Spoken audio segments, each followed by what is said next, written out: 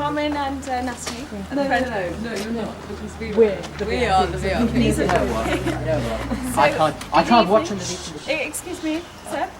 Well, good evening, everybody, and welcome to the tour. I'm Caroline, and I'll be your guide this evening into some of the darkest chapters of Exeter's history.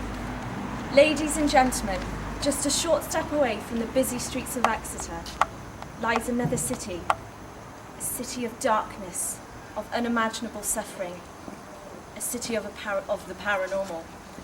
You might catch something out the corner of your eye, feel a nameless chill creep over you, see something in the distance. Apart from such glimpses, this world is normally closed off from us. Tonight, we will attempt to open a doorway into that world. First of all, I'll give you a brief history. So the house was built in 1900 by David Rannoch. Its design was very unusual, as half of it sunk into the ground, which meant it was hidden away from the public eye. During the Second World War, it was used as a refuge place for many families to live inside. However, after the war, not many families stayed there for very long. It was sold and resold many times. It was given to the university in the 1950s, where it was used as a home for staff and their families. But by 1980, for reasons which are unclear, it was left abandoned and boarded up. It was given to the drama department in 1999, and drama students have since used the space. Many have reported sensing a chilling atmosphere inside and hearing strange noises. We will now cross over to the other side, to Rannoch House. If you'd like to follow me.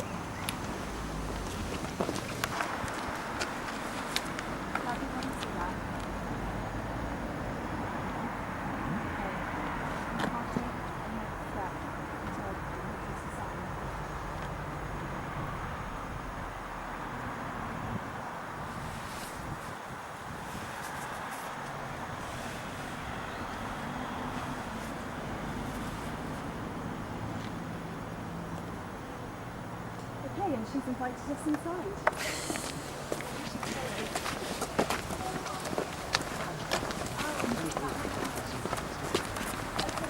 So, ladies and gentlemen, welcome to the first room. Are those we've loved ever truly lost to us?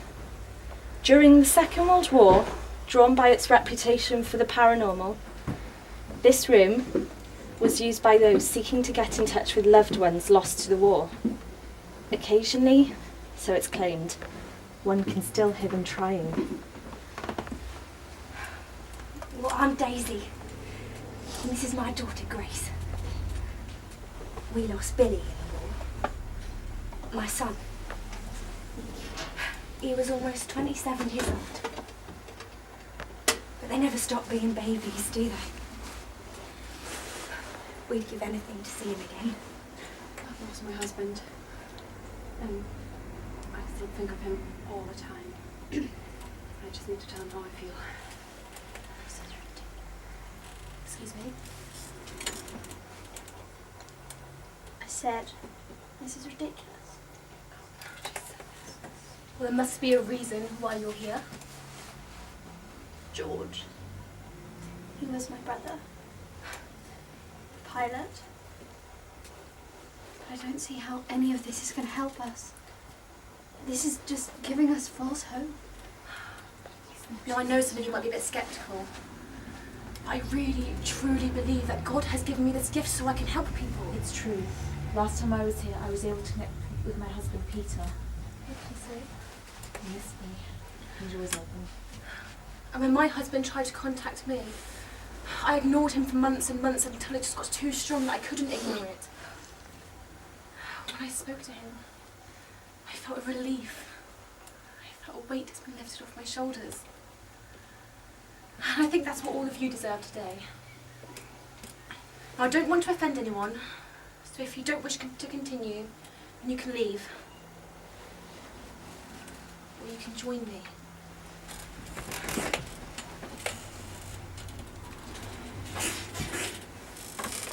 Come on.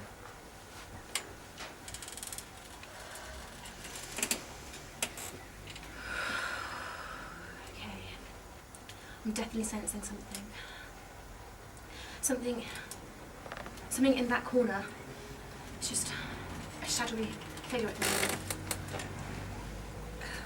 It's sharing its emotions with me. It's a sad soul. I've got a lump in my throat. Like I'm trying to choke back tears. Does anybody else not feel that? No. Okay, let me try and concentrate. Okay, it's a she. She's just showing me part of her face.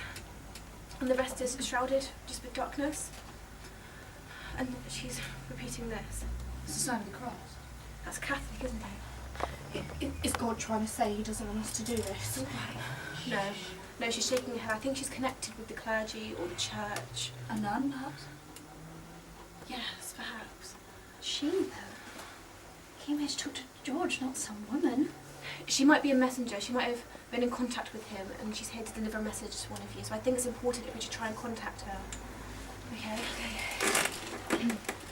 Just close our eyes.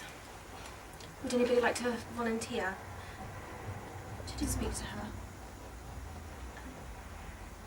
All right. You sure? For Billy. Okay. Just close your eyes. And repeat after me. Spirit. Spirit, Why are you here? why are you here? Who are you trying to contact? Who are you trying to contact?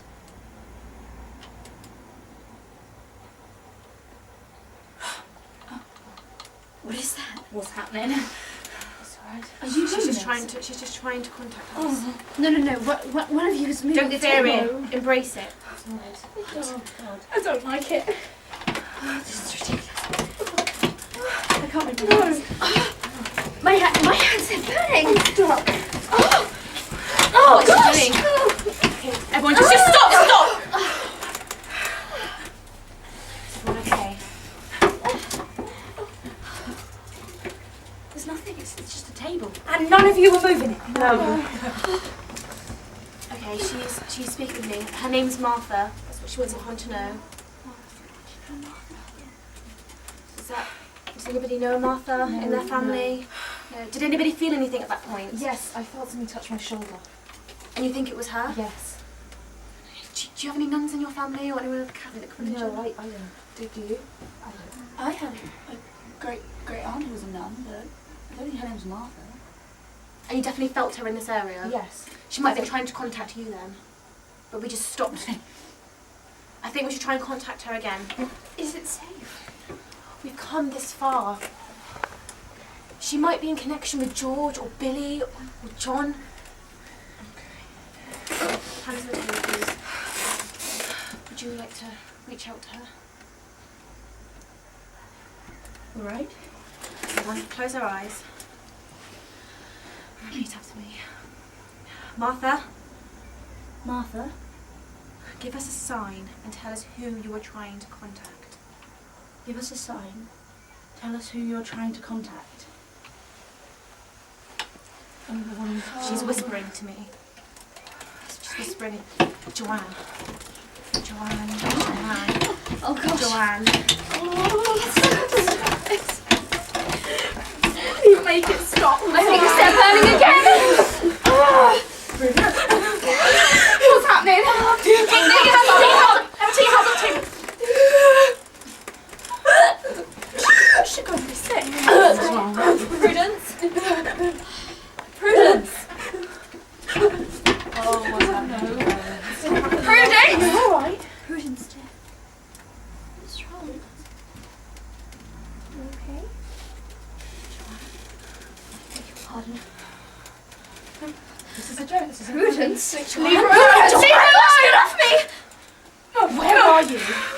You said you'd be here! Where are you? Prudence! Prudence! Stop it. Joanne! Oh, Joanne! Get off me! Get off me! You stop it!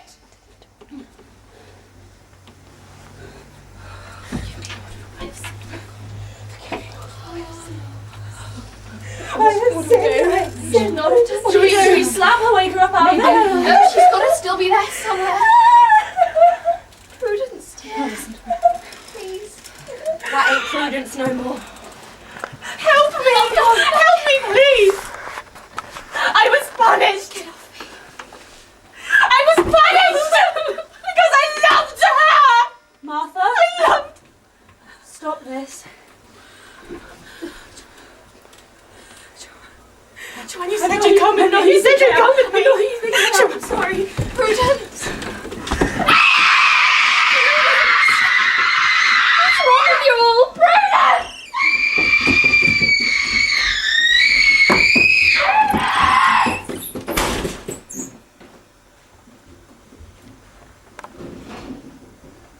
So ladies and gentlemen, I think we'll make our way down to the kitchen now, if you'd like to follow. Don't be shy.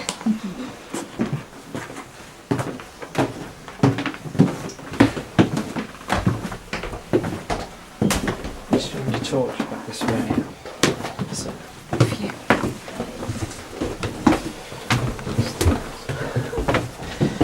Yeah, that's it.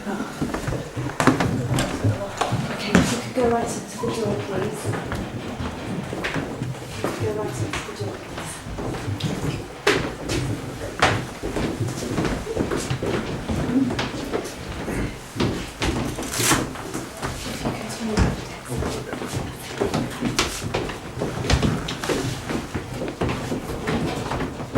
Ladies and gentlemen, it's very important you stay behind the black line. Please don't cross that line. That's crucial. So, welcome to the kitchen. Now, as Lauren Oliver once put it, love, it will kill you and save you both.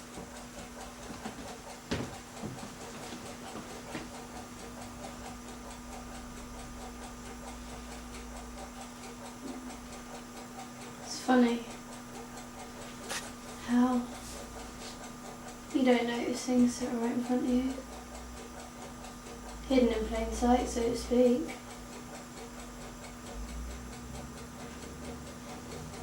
I was never considered to be of any importance. The most life-changing event for me was getting this job as a maid.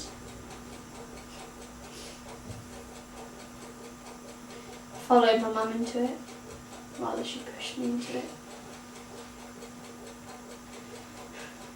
I hated every minute of every day. I worked till I had sores on my fingers, blisters on my feet until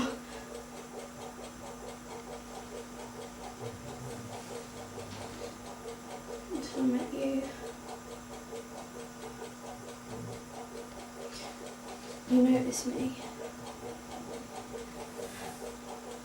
The first time you arrived here, it was just a visit. A visit to see a friend who they didn't have any room to keep visitors. The way you smiled at me, as though I was a real lady.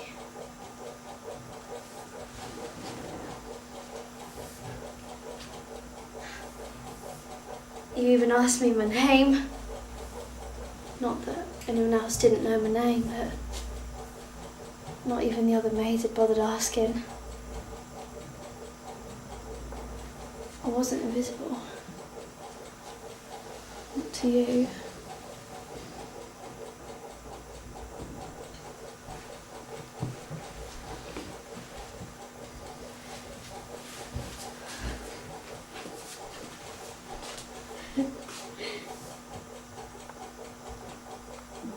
I didn't realise how quick love could hit a person. I'm no poet, but I know what love is.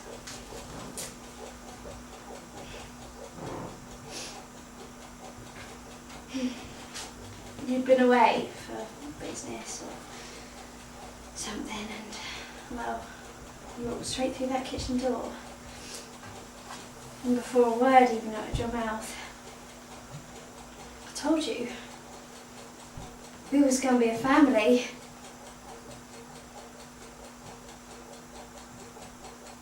in your face. Went white as a sheet. Thought you'd be happy. You just looked at me with empty eyes. And then you came at me. And you dug your nails into my arms. And you dragged me to the back door. And you threw me out. And you said to me, "Don't you ever come back. Not for me. Not for it. Not for anything."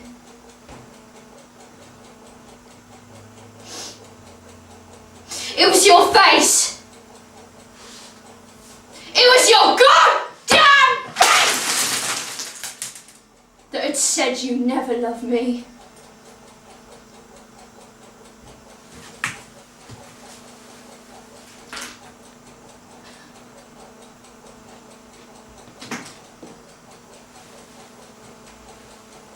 I didn't know where to go. Or who to go to. I was abandoned, like a common stray. I am.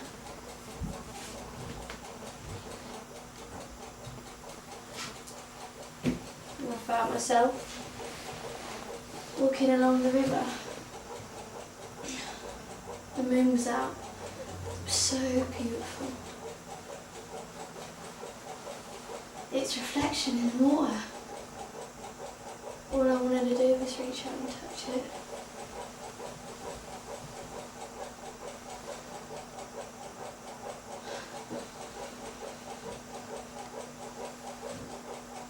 And then I went cold.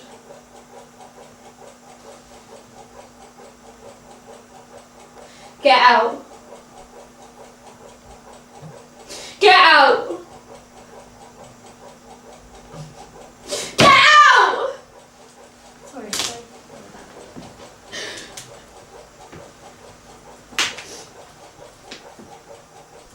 Ladies and gentlemen, I'm sorry that we didn't get to see anything in here at this moment. I was rather hoping we would. It's quite a shame. Are you all alright? You all look a bit shaken. I think it's best perhaps we go into the next room. If you'd like to open the door in front of you, Adam. Yeah. Thank you. If you'd like to walk up, yeah, keep going, right up to the wall.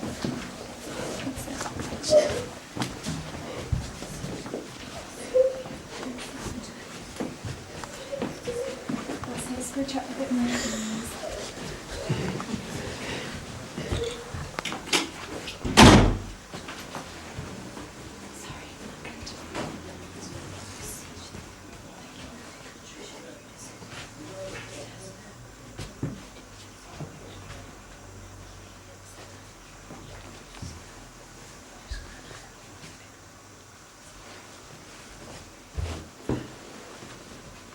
So, welcome to the downstairs room, ladies and gentlemen. In this room, we may be able to witness events that took place at Exeter Cathedral in the early 19th century. Please bear in mind, should it ever be the case that the love for God and the love for another human being are in conflict,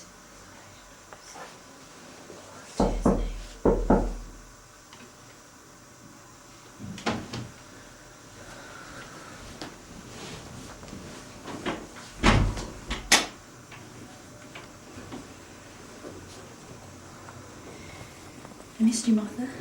Oh, why are you here at this hour? I needed to see you. You know you can't visit me all night in my bedroom. Please, we couldn't bear to be apart. I don't think this is a good idea. Somebody might hear us. They're all in bed, Martha. Are you sure? Yes. I missed you. How are you? Tired. Most of the day keeping busy with duties. And you? Praying.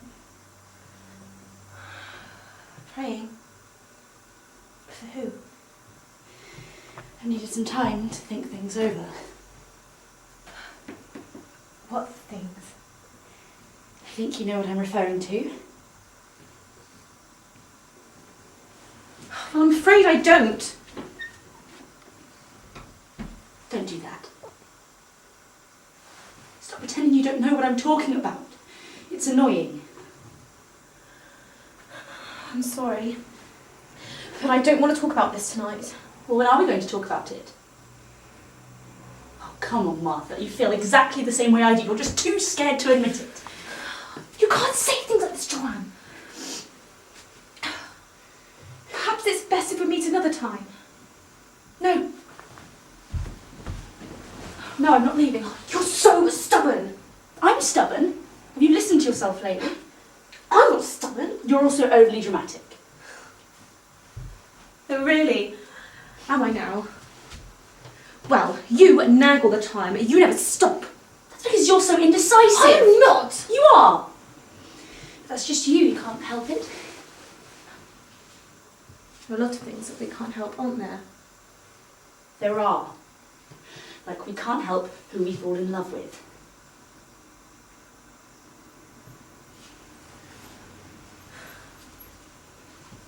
I know.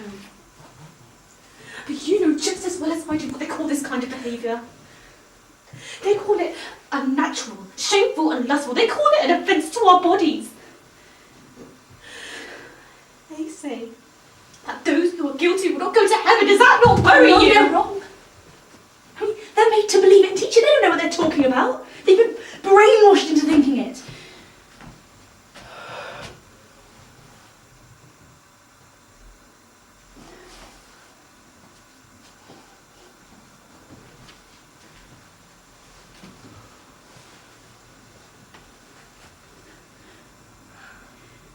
Funny, really. I chose this way of life so I could feel more faithful.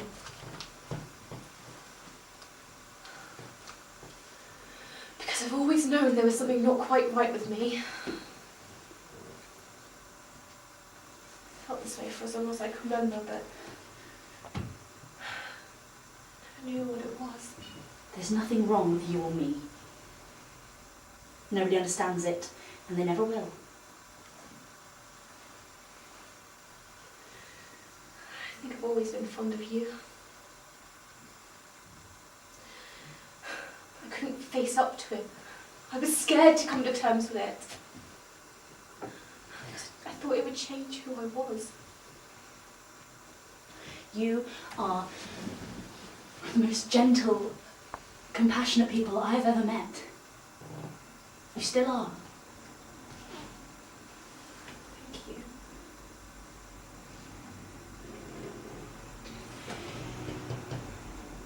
Can I try something?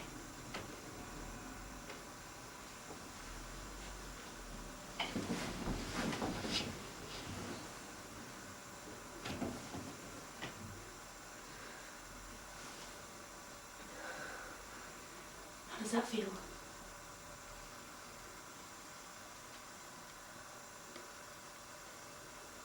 It feels nice. And that?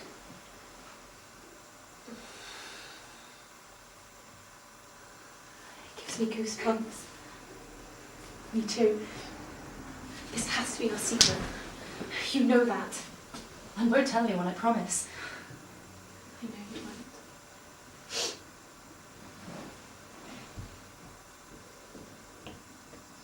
won't. Mother, I've been thinking. Why do you have to stay here?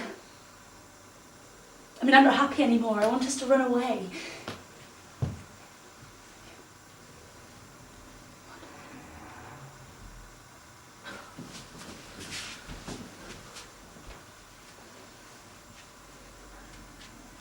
Are you mad? We can't leave. Not when we've made a vow. Besides, where will we go? Go somewhere nobody can find us. If we run away, we can be together. Listen to me, nobody's going to find out anything. No! You listen to me for once. It's not if they find out, it's when. When they find out about us, we will never see each other again. Is that what you want? We're not safe here. Don't you think it's a little suspicious if two nuns go running off at the same time? Do it at night when they're all asleep. Well, what did they find out? I'm sure this is a sensible plan. Can't you just trust me? I do. Honestly, you know I do. Then let's go. I mean, you know as well as I do that this isn't a safe place anymore. Can you imagine what they will do to us?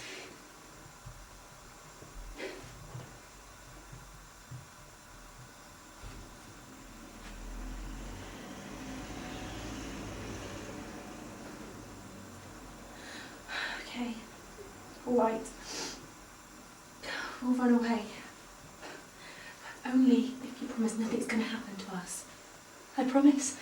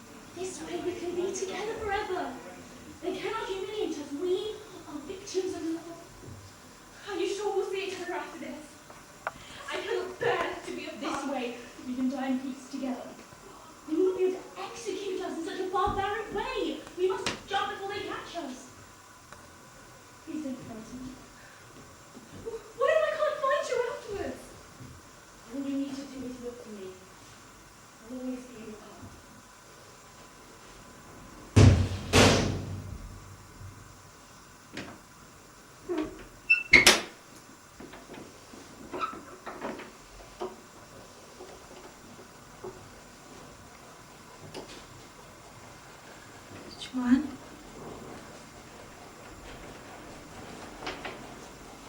Where are you? Martha? I can't find you. You said you'd be here. I'm alone. Come closer. I've been wandering alone for a long time. I know you're here somewhere. Looking for you. Joanne. Martha? I can feel you. Can you feel me? I can feel you. Can you feel me? I can feel you. Can you feel me?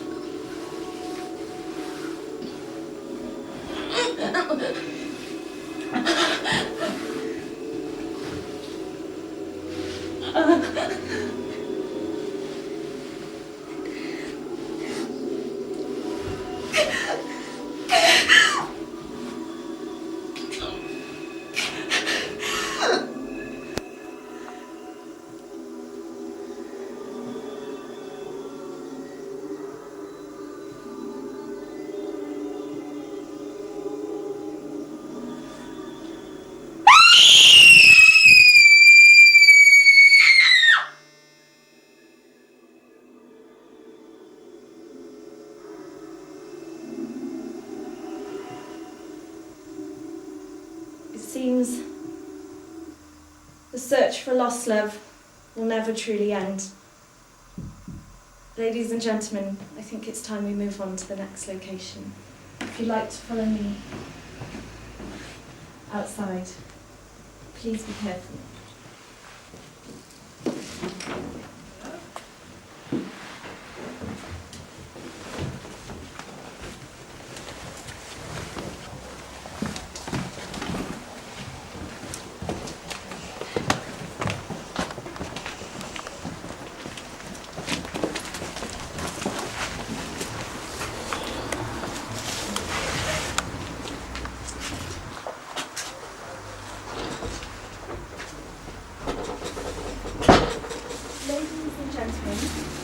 Welcome to the courtyard. If we're lucky, we might be able... If we're lucky, we might be able to travel back to 1681, an era where, unlike our own time, the twin curses of persecution and intolerance could combine to destroy innocent lives. How can we know if one is truly evil? In this courtyard, we may be able to see the dreaded Exeter gallows, where many met their end. Occasionally, so it's been said, one can still hear them singing.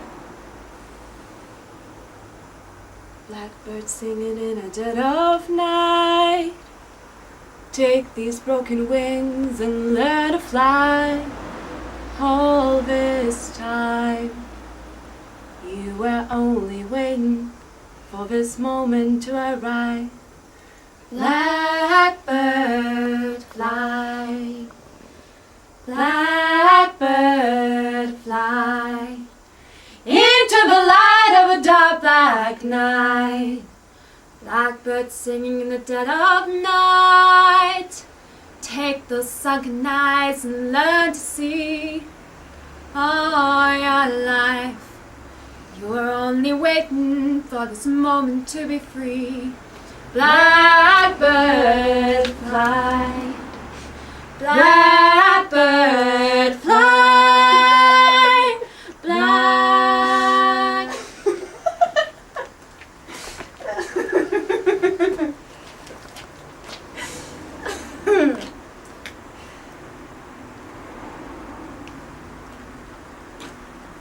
If I said what the history book said, Well, to a point of saying that I was going to have been a witch, all from the fact of a magpie flying to my window, then I'd be lying.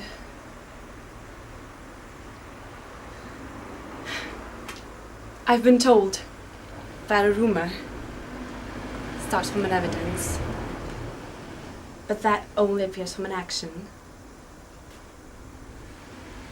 I did not see a bird fly to my window. If I had, then that would be the rule of nature's custom. The everyday chattering of the average busybody and liar, adding their stories to the ever-growing thread of rumor. About my life,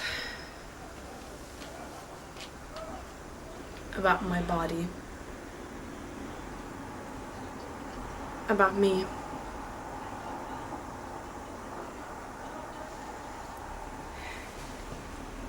I was just a lone woman, trying to help a dying neighbor. She had complained of pains in the crown of her head, which seemed to spread through her body to the sole of her feet. But the busybody arrived in the form of Thomas's church. Womanizing slug of a man. He had wanted to bend me once before, but I fought my way from his grabbing hands. Because of this, he had never stopped trying to punish me. He had seen me entering Grace's house late at night and had suspected dark magic. I knew nothing of magic. I'd only heard of it in fairy tales. It was strange. being locked away with women who used to pass me in the street. Instead of help or a piece of metal to help me on my way, I was given saliva or abuse. I felt alone, even though I knew the world was filled with so many people. And yet I sat waiting for help, for compassion. I later met another woman who had shared the same cravings as I had. Mary became my sister after we realised our shared losses. We had lost our homes, our husbands, and our hope. Yet with each other we felt safe. One night, we were begging near the cathedral courtyard. Mary had spotted a lit window in one of the houses, and she called up, asking for a spare crust. A woman with long black hair screamed down to us that we deserved none, and the devil would sooner pay us off. I don't know why I did it, but I screamed back at her. The devil will sooner pay you off for your pleasures, for you are no longer Lucifer's fallen woman! Mary turned to me and laughed. The woman kept screaming down to us, and we laughed and laughed as though we had witnessed the funniest of justice.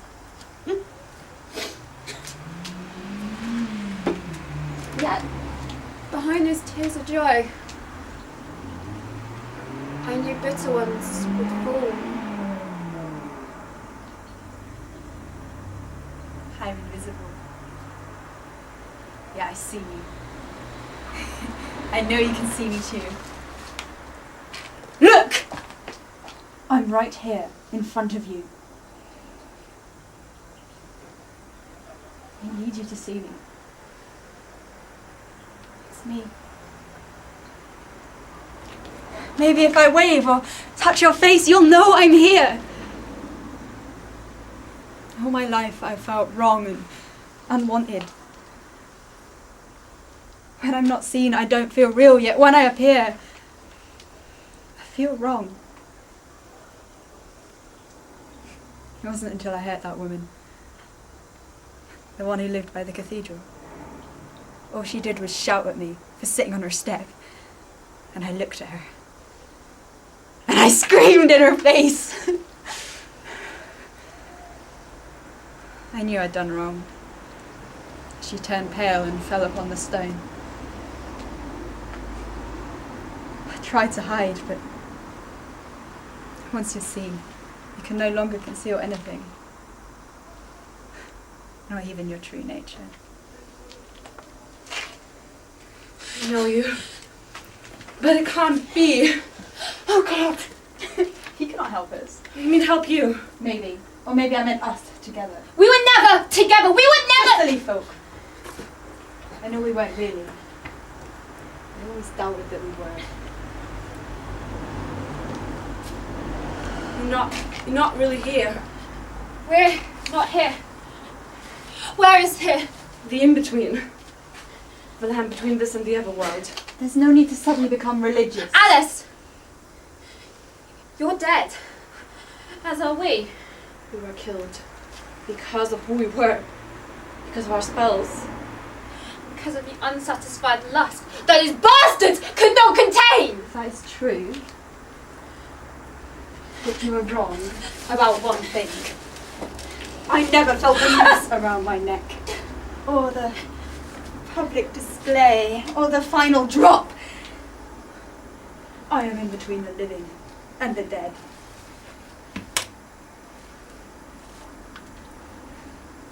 See this withered hand I carry as my burden. Your burden! You kill people. For your entertainment, for your own satisfaction. You know, there is a poet who wrote my thoughts, unbeknownst to her, of how I felt when you died, when you both fell from grace.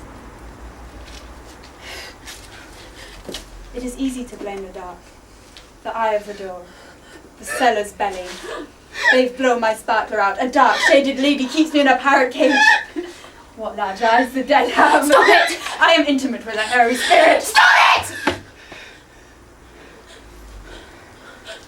Alice! Alice! Alice! Alice!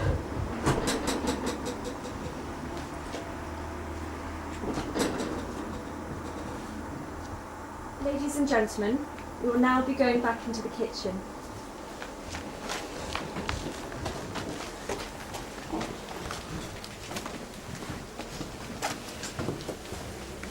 Remember, behind the platform again. Thank you.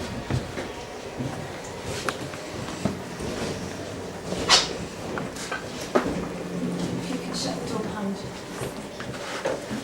you. Welcome back once again to the kitchen. This time, hoping you'll see something. We're now in the 21st century, and hopefully we will learn the disturbing lesson that the paranormal can teach us. But some experiences are so terrible that even death itself can't end suffering. When you were a child, did you ever have nightmares? Did you ever have the same nightmare? A nightmare you dreaded? Did you ever wish you could wake yourself up out of that nightmare? Did it make you feel trapped in a dangerous place? But when you woke up, did you feel like you'd escaped at the last second? I did. I remember the first time I had the nightmare. I was about 7. I'd always been too scared to sleep in the dark, but that night my mum insisted I was grown up enough to sleep with the light on. You know how sometimes in a dream you know you were dreaming? This time, my dream was different. It felt so lucid, so real.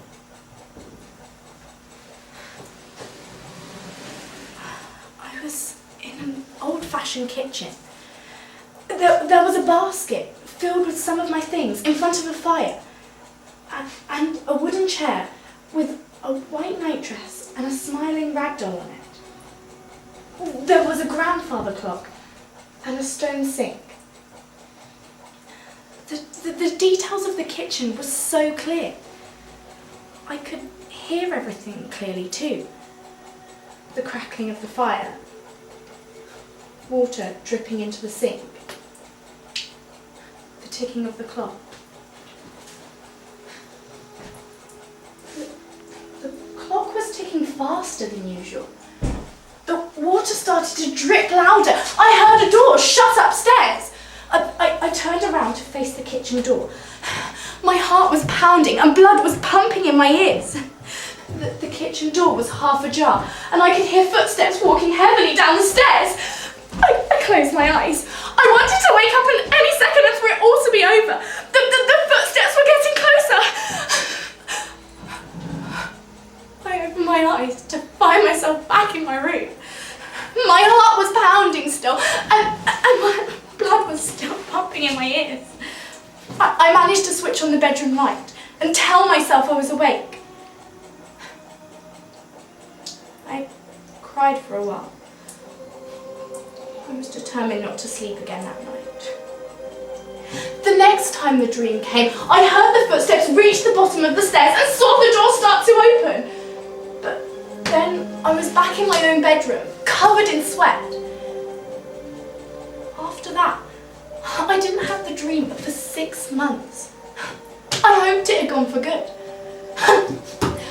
How easily we can delude ourselves as children. The dream didn't go. It changed. Changed into something far, far worse. One night, I found myself in another lucid dream. This time, I was wearing the white nightdress and carrying the smiling ragdoll. I was running up the stairs and I could hear my pursuers stumbling after me. Why was I being chased? Where was I going? Where would I hide? Where would I be safe? I reached the top of the staircase, turned the corner and went through a door. I was in a dark attic. I found a key on the floor by my foot and fumbled madly trying to get the key in the lock. I heard the footsteps walking heavily down the stairs. I felt the key slide into the keyhole and the lock turned. A few moments of silence passed. Then the door handle started to turn. I found a box at the end of the attic and hid underneath. The door started to bang. I held the door close to me and closed my eyes. I wanted to wake up at that second and for it all to be over. All I could do was wait. Suddenly, the attic door flew open and I felt someone come nearer. Someone threw off the box and I was thrown on my back. I kept my eyes shut. I didn't want to see what was going to happen. But I felt cold metal at my neck, cutting into my throat. Felt the warm gush of my own blood pumping from my neck, soaking into my nightdress. As I lost consciousness, I woke up, choking and fighting for every breath. After that nightmare, I didn't have any more. Although it took me a while to believe they were finally gone. Slowly, I felt less scared to go to sleep. I managed to have some kind of normal childhood. Gradually, I thought less and less about the nightmares and eventually forgot about them.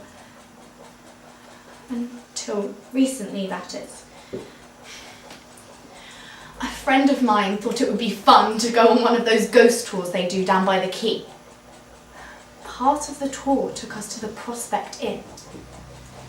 As we waited to go inside, the guide told us that the place was haunted by a ghost of a little girl who wore a white nightdress. As the guide led us through to the kitchen, my heart skipped a beat. It was the same kitchen that was in my dream. I wondered how that was even possible. I was back in the nightmare. I couldn't stop thinking about how surreal all of this was. I mean, were my dreams real? Or was the little girl I had dreamed about real? Did that really happen to her? I was worried I would dream about her again. A part of me was intrigued to know what happened, but another part of me just wanted to forget all about it and never think about it again. All these worries had been running through my mind for a long time. But then I realised something quite astonishing. I realised that my recurring dreams had not been the appalling fantasies of an over-imaginative child, but the harsh realities of what a real girl from another age had endured. For 100 years she had haunted the place of her abuse and murder. 20 years ago the haunting had stopped. Why? 20 years, my age. The last horrible piece of the jigsaw finally fell into place.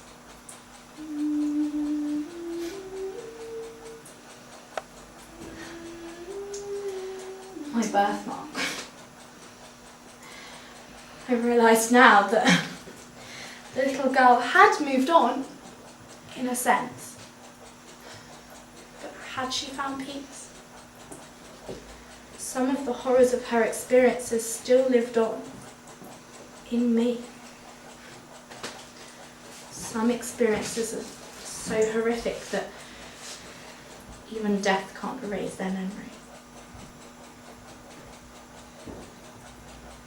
Ladies and gentlemen, we'll now be going back upstairs, but this time to the first bedroom. If you'd like to follow me.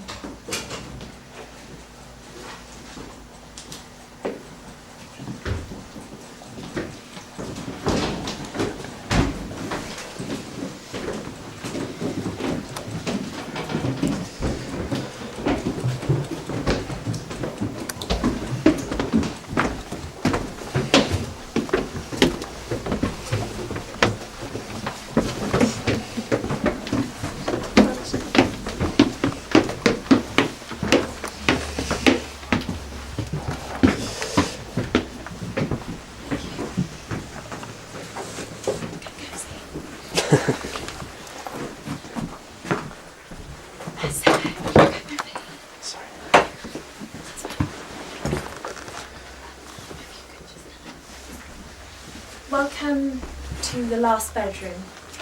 In this room, we may be able to witness the last owner's experience inside this very house and gain an understanding why this house was left abandoned. Let me firstly ask you a question. Can we ever be released from the pain of our past? Can we ever move on?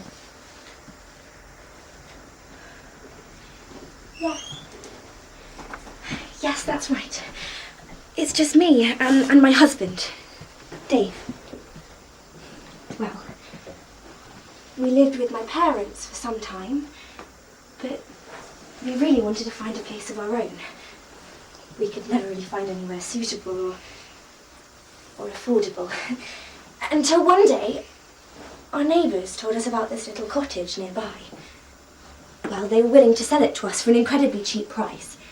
Apparently, they'd had some trouble keeping it rented and didn't want the hassle of it anymore. We jumped at the opportunity and moved in almost straight away.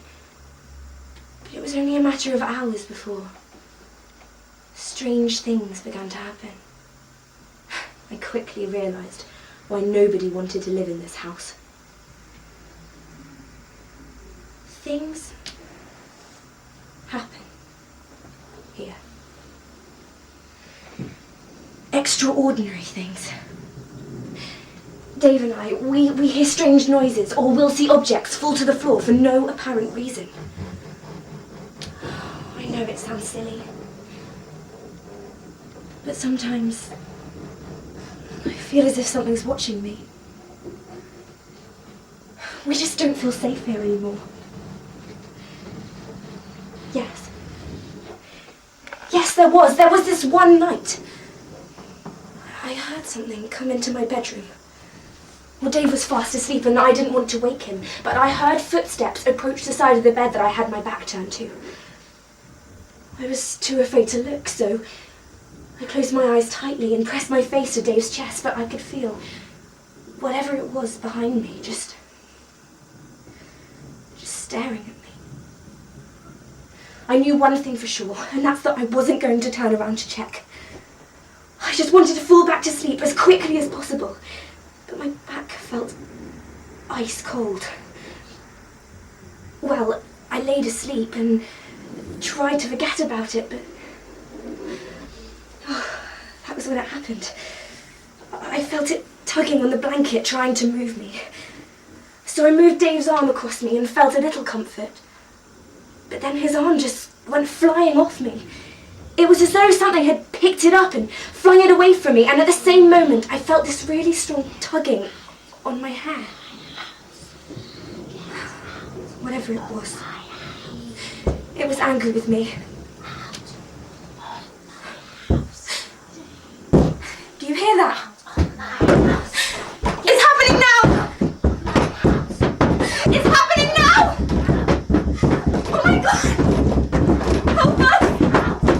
Help us! Please help!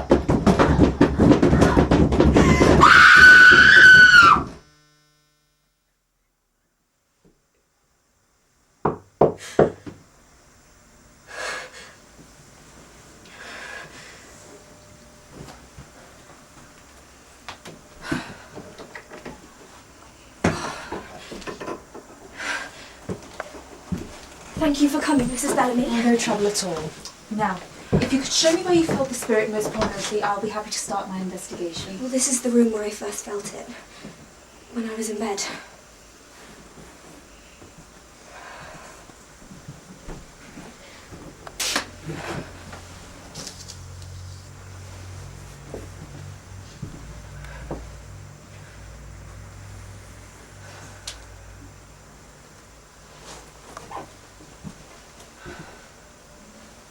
Yes. I feel it. It's near us. Spirit, you are welcome to be here in this room with us. I want you to feel comfortable. Let us know that you are here.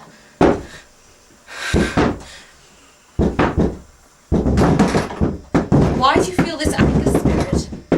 What has happened?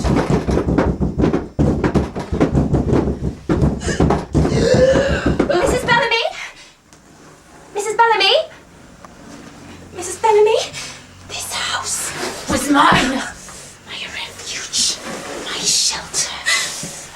bear the pain of my existence, the empty days and lonely nights I spent here. I wish it so still, to ponder, to brood, to lose myself in the regret and the recrimination. Lead me to my grave!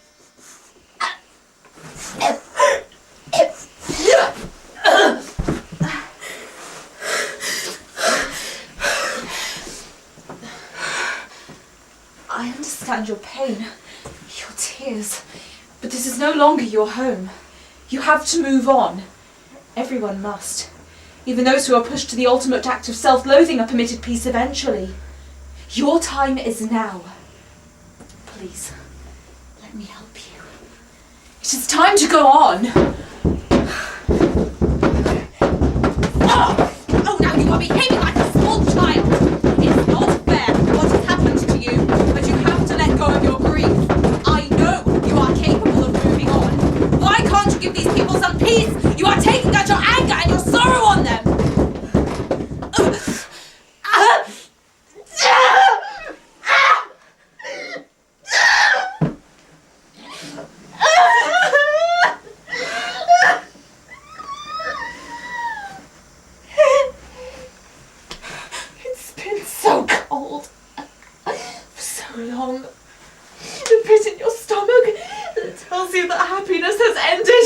And only unendurable emptiness lies ahead. Can my suffering really end?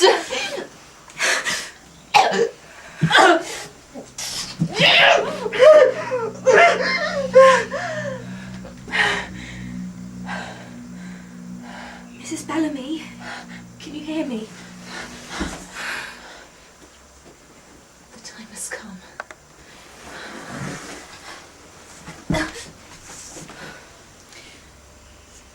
Take my hand, and I will lead.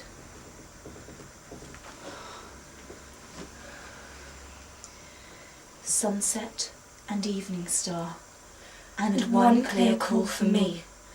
Any may there be no moaning of the bar, when I put out to sea. But such a tide as moving seems asleep, too full for sand and foam, when that which drew out from the boundless deep turns again home.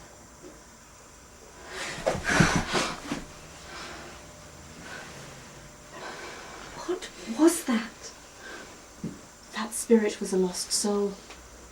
He meant no harm. He's moved on now. Still, I think perhaps it's best we leave. It's almost as if this place is to blame for his agonies. Twilight and evening bell, and after that the dark. Any may there be no sadness or farewell when I embark. Twilight and evening bell, and after that the dark. Any may there be no sadness or farewell when I embark.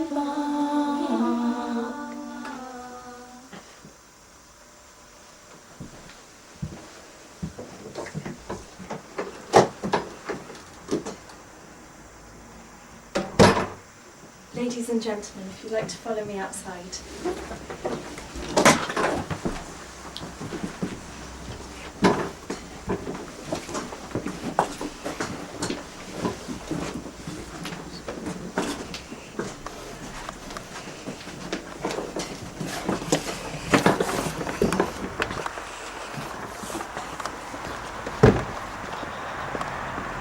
In a moment, we'll cross over to the Alexander Building and part our ways.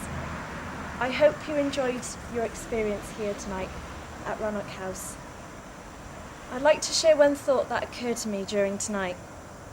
Perhaps some of us seek the paranormal, to glimpse into another world, to gain an understanding beyond our own. But it seems to me what the paranormal actually seems to offer us is a mirror to our own lives. Thank you, and good night.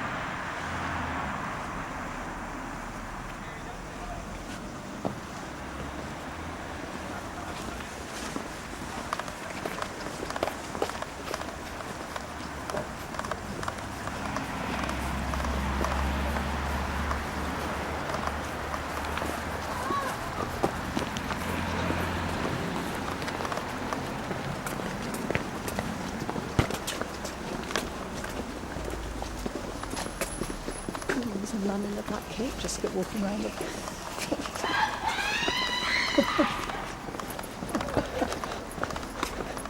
Should have about 5 seconds sooner, shouldn't they?